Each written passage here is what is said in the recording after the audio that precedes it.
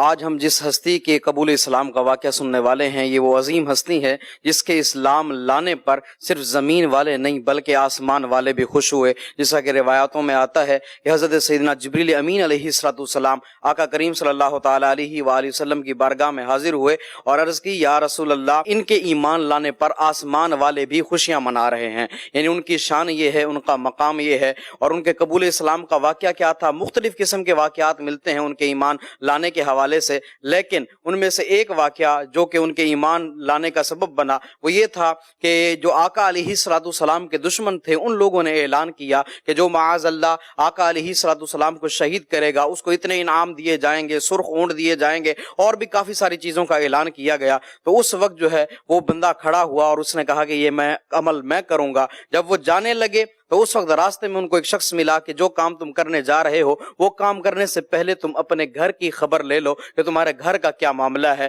جب وہ اپنے گھر پر پہنچے تو دیکھا کہ ان کی بہن اس وقت جو ہے وہ مسلمان ہو چکی ہیں اور وہ قرآن کریم فرقان حمید کی جو ہے وہ تلاوت کر رہی ہیں۔ جب یہ معاملہ دیکھا تو وہ اور حیران ہو گئے اور جلال میں آ گئے۔ تو روایتوں میں الفاظ ملتے ہیں کہ وہ انہوں نے اپنی بہن کو مارا یہاں تک کہ ان کا سر پھٹ گیا اور خون بہنے لگا، اور اس کے بعد جب انہوں نے قرآن پاک کو ہاتھ لگانے کی طرف آئے تو ان کی بہن نے کہا کہ آپ کا قرآن پاک کو ہاتھ لگانا درست نہیں ہے، اس سے پہلے کہ آپ غسل کر لیں۔ جب انہوں نے غسل کیا پھر قرآن پاک کو ہاتھ لگایا اور قرآن پاک کو پڑھتے گئے۔ جب قرآن پاک کو پڑھتے گئے تو جب اس کا جو مفہوم تھا وہ ذہن میں کے ساتھ ساتھ دل میں بھی بیٹھتا گیا اور آپ کے دل میں اسلام کی محبت پیدا ہو گئی۔ پھر انہوں نے کہا کہ مجھے آقا علیہ السلام کی بارگاہ میں لے چلو۔ جب پھر ان کو آقا علیہ السلام کی بارگاہ میں لے جایا گیا وہاں پر سیدنا امیر حمزہ رضی اللہ تعالی عنہ بھی موجود تھے اور دیگر اصحاب بھی موجود تھے دار ارقم میں۔ جب وہاں پر پہنچے تو اس وقت صحابہ کرام حیران ہو گئے کہ یہ ہمارے پاس آ رہے ہیں، لگتا ہے ان کا ارادہ درست نہیں ہوگا کیونکہ ان کے ہاتھ میں تلوار بھی ہے۔ تو حضرت سیدنا امیر حمزہ رضی اللہ تعالی عنہ نے کہا تھا کہ اگر ان کا ارادہ اچھا ہے تو پھر تو ویلکم، اگر ان کا ارادہ برا ہے تو ہم ان کی تلوار سے ان کو قتل کر دیں گے۔ جب وہ قریب آئے تو آقا علیہ السلام کے قدموں میں گر پڑے اور آقا علیہ السلام کے ہاتھ پر کلمہ پڑھ کر ایمان لے آئے۔ یہ ہستی کون تھے؟ جن کو خلیفہ دوم کہا جاتا ہے، حضرت سیدنا عمر فاروق اعظم رضی اللہ تعالی عنہ۔ اللہ نے ان کو بڑی شانوں سے نوازا تھا۔ ایک ہوتا ہے مرید، ایک ہوتا ہے مراد۔ مرید وہ ہوتا ہے جو خود آتا ہے، مراد وہ ہوتا ہے جس کو مانگا جاتا ہے۔ یہ وہ عظیم ہستی تھے جن کو آقا علیہ السلام نے رب سے خود مانگا تھا۔ ان کو مراد رسول بھی کہا جاتا ہے۔ روایتوں کے الفاظ ہیں آقا علیہ السلام دعا مانگا کرتے تھے، اللہم اعز الاسلام بعمر بن الخطاب خاصہ،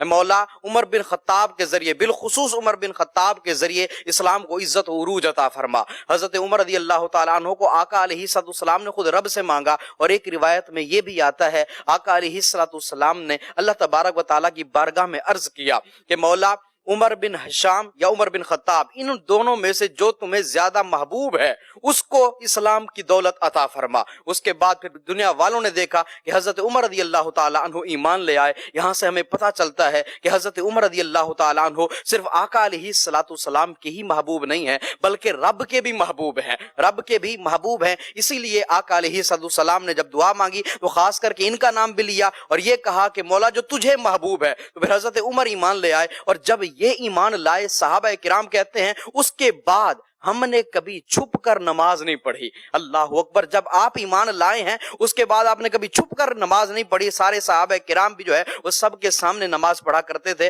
اور آپ حضرت عمر رضی اللہ تعالیٰ عنہ خود کہتے ہیں جب میں ایمان لے آیا تو میں نے سوچا جو آقا علیہ السلام کا سب سے بڑا دشمن ہے نا اس کے پاس جاؤں گا اور اس سے کہوں گا کہ آؤ باہر، میں ایمان لے آیا ہوں۔ تو حضرت عمر کہتے ہیں میں سب سے پہلے میرے دل میں خیال آیا کہ حضور کا سب سے بڑا دشمن تو ابو جہل ہے۔ میں اس کے گھر گیا، اس کا دروازہ کھٹکھٹایا۔ ابھی ابو جہل کو پتا نہیں تھا کہ میں ایمان لے آیا ہوں۔ جب میں نے دروازہ کھٹکھٹایا ابو جہل باہر آیا، کہنے لگا ہاں بھانجے کیسے آئے ہو؟ جب اس نے یہ کہا تو میں نے کہا کہ میں آقا علیہ السلام کے ہاتھ پر ایمان لے آیا ہوں۔ تو اس نے طرح طرح کی باتیں کی کہ تو بھی برا ہے، تیرا عقیدہ بھی برا ہے، پھر وہ چلا گیا۔ یعنی بتانا یہ مقصود تھا کہ حضرت عمر رضی اللہ تعالیٰ عنہ کے ایمان لانے کے بعد کبھی چھپ کر نماز نہیں پڑھی گئی۔ جب آپ ایمان لائے تو اسلام کو بڑی طاقت ملی، اسلام کو بڑی پاور ملی۔ اللہ کریم ہم سب کے دلوں کو تمام صحابہ کرام کی محبت سے آباد فرمائے۔